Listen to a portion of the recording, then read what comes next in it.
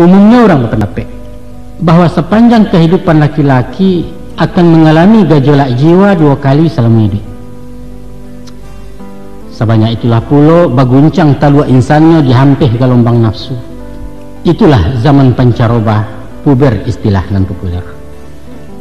Ibarat daya tenaga listrik, saat-saat tegangan tinggi kutikus paning nanya.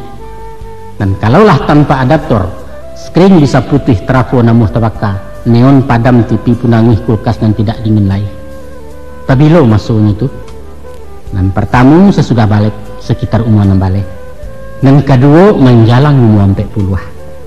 Itulah masa-masa rawan tahun berbahaya bagi seorang laki-laki.